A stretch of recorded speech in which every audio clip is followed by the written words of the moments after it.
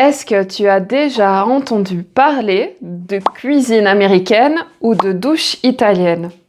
Alors, salut et bienvenue sur French with Lucy. Aujourd'hui, je vais t'enseigner des expressions ou bien simplement des termes que nous utilisons au quotidien en français avec des nationalités. Et est-ce que ta nationalité sera dans la liste de cette vidéo? Il faudra regarder jusqu'à la fin pour savoir. Alors, j'ai commencé avec les termes une douche à l'italienne et une cuisine américaine. Ce sont deux termes qu'on utilise très souvent dans le secteur de l'immobilier. Donc, quand tu lis ou quand tu regardes une annonce pour un appartement ou une maison en français, tu peux tomber sur ces termes. Une douche à l'italienne, c'est ça. C'est ce que tu vois là sur l'image, sur la vidéo. C'est une douche de plein pied, une douche qui est carrelée du sol au mur, partout, qui n'a pas de bac, c'est une douche de plein pied. Et ça, c'est ce qu'on appelle en français une douche à l'italienne. Alors j'ai fait quelques recherches pour voir d'où ça vient, pourquoi on appelle ça une douche à l'italienne. Et apparemment, c'est inspiré des bains romains, mais c'est pas du tout quelque chose qu'on utilise en Italie et parfois ça peut surprendre. C'est un peu le même concept que French doors en anglais. On dit pas des portes françaises en français. On dit simplement des portes qui donnent sur le jardin ou qui ouvrent sur la terrasse. Alors, ensuite, la cuisine américaine. Ça, c'est quelque chose qu'on utilise beaucoup en français et qui est vraiment très tendance parce que c'est ce concept d'espace ouvert qui donne l'impression que la pièce est plus grande parce que le salon et la cuisine ne sont pas séparés par une cloison, par un mur, mais tout est ensemble, parfois aussi la salle à manger, et donc c'est un grand espace ouvert. C'est, comme tu dirais en anglais, open plan kitchen, je pense. Et ça, c'est l'origine, c'est vraiment, ça vient en fait des États-Unis parce que c'est un style américain qui s'est répandu en Europe en général, en France, et on appelle ça cuisine américaine. Donc en France et en Belgique aussi.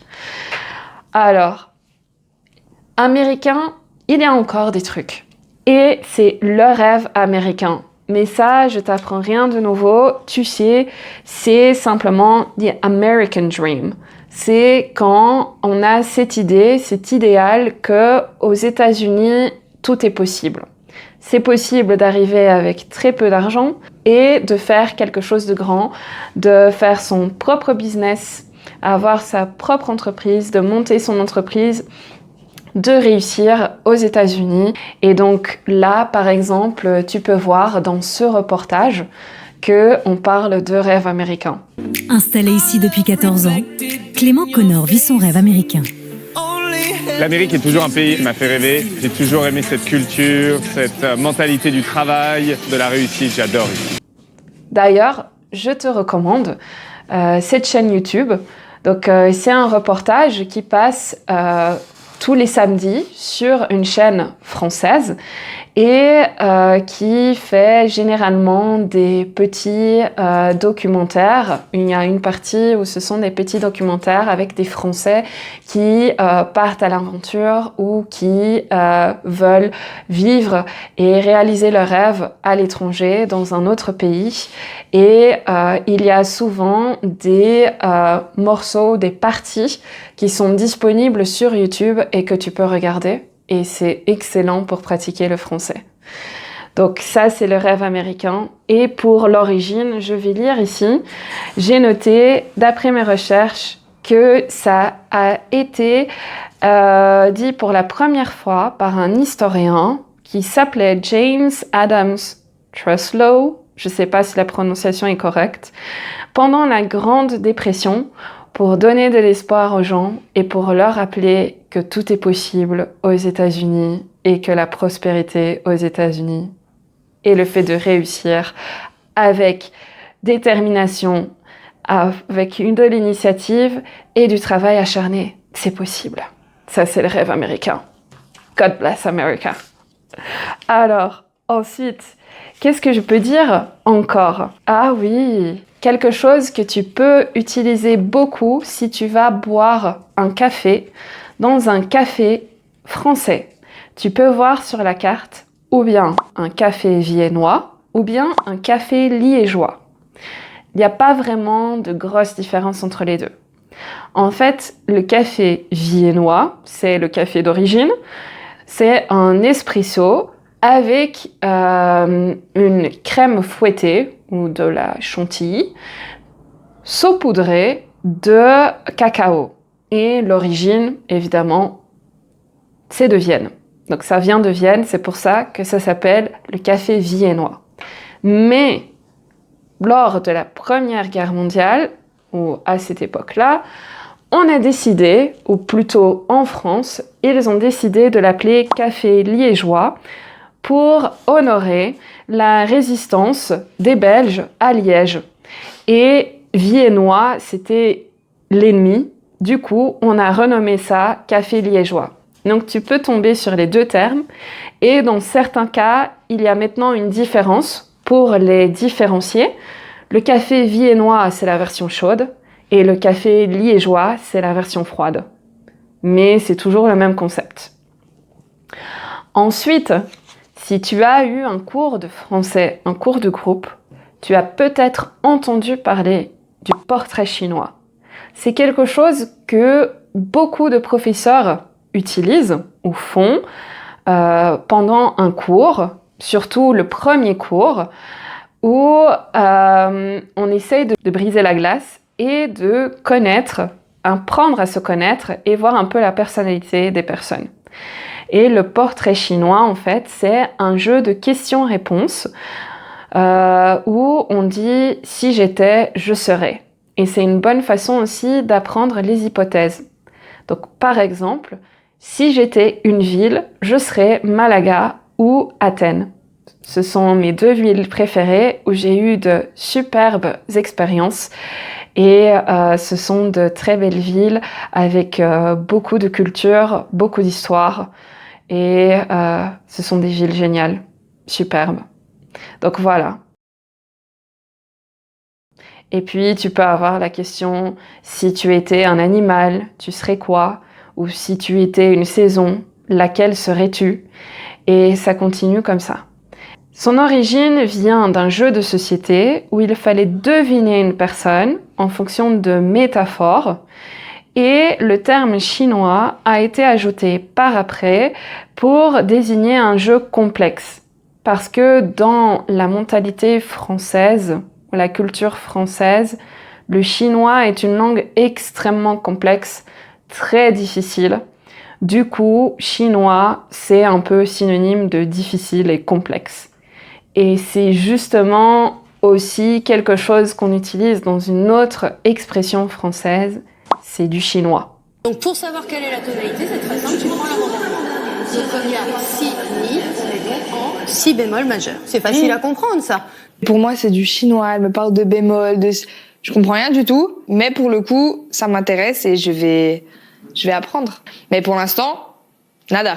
Alors, c'est du chinois, c'est quand on veut dire « j'y comprends rien ». C'est trop compliqué ou c'est incompréhensible. C'est du chinois. Et justement, là de nouveau, ça fait référence au stéréotype chinois, la langue chinoise qui est difficile et complexe. C'est un peu comme en anglais, on dirait plutôt « it's all Greek to me ». En français, on préfère le chinois. Alors, et finalement, je regarde mes notes ici. Ah ah, si je te dis montagne russe, est-ce que ça te dit quelque chose? Ça, c'est très important quand tu veux t'amuser, si tu aimes bien les émotions fortes, l'adrénaline. Parce que montagne russe, c'est ça. En fait, les attractions, on appelle ça des montagnes russes. Après, tu peux aussi l'utiliser d'une façon plus figurative, comme par exemple dire des montagnes russes émotionnelles. Et là, c'est quand tu as des hauts et des bas, une fluctuation émotionnelle. Donc, quand il y a des choses positives et des choses négatives, et tu passes à peu près par toutes les émotions. Et là, c'est dans un sens plus figuratif.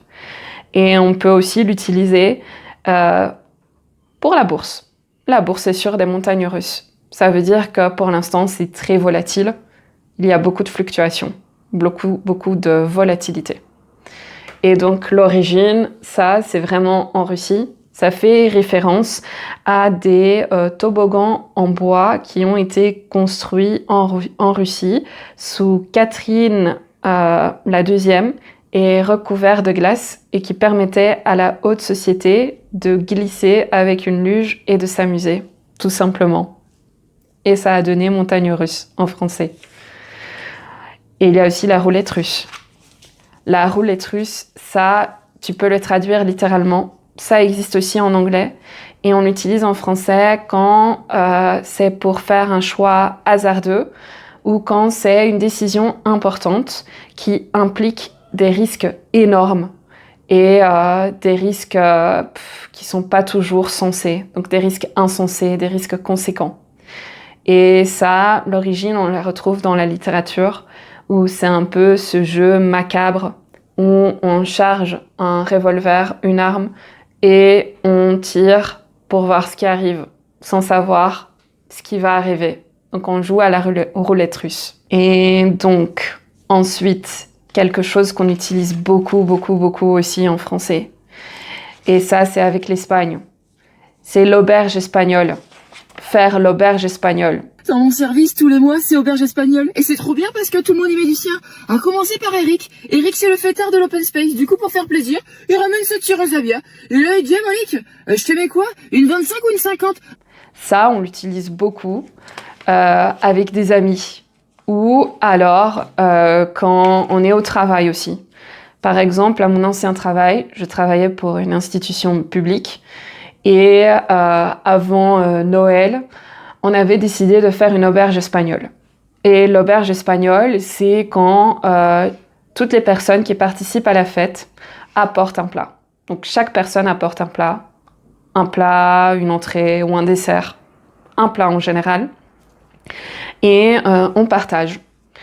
Et là, l'origine aussi vient d'Espagne. C'est pour ça qu'on dit auberge espagnole. Ça remonte au XVIIe, XVIIIe siècle.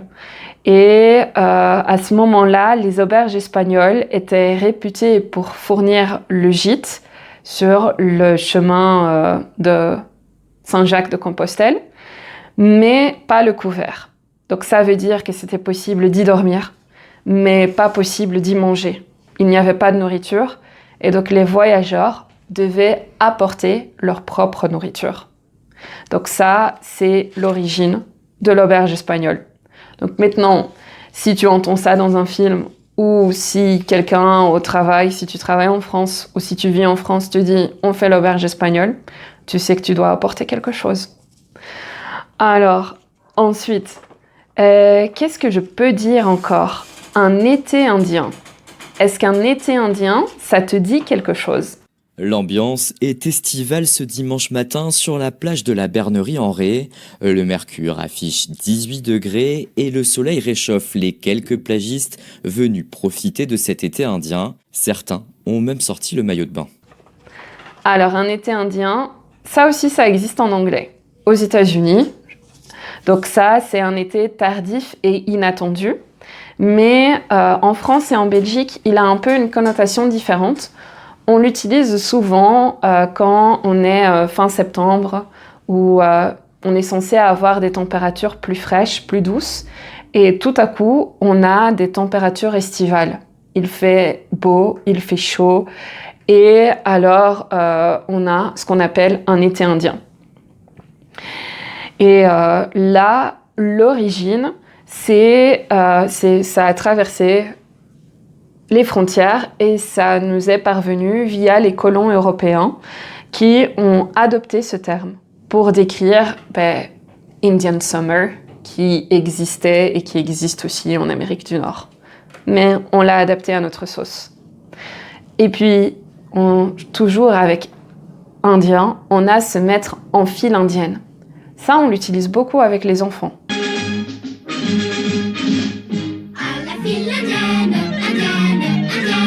Avec les adultes, on peut dire simplement mettez-vous en file, s'il vous plaît, ou vous êtes dans la file. Mais se mettre en file indienne, ça, c'est quand on demande aux enfants de rester dans une file l'un derrière l'autre et de rester dans cette position, ou bien de marcher en file indienne. Donc de marcher l'un derrière l'autre. Et ça aussi, c'est quelque chose qui a voyagé. Et donc ça a été popularisé par les récits de voyage et de colonisation au XIXe siècle. Et ça fait référence à une stratégie amérindienne qui permettait de masquer le nombre de guerriers et de se déplacer avec un maximum de discrétion. Donc c'était plutôt une stratégie militaire. Mais là, maintenant, on l'utilise avec les enfants pour leur demander de rester calmes et de se comporter et rester en file indienne pour ne déranger personne. Donc voilà. Évidemment, il y a d'autres expressions françaises avec les nationalités ou d'autres termes courants avec les nationalités. Mais pour cette vidéo, c'est tout. Alors, si tu as aimé cette vidéo, n'oublie pas de laisser un like. Ça m'aide beaucoup. Et si tu veux continuer à apprendre le français avec moi, abonne-toi. À la prochaine. Ciao!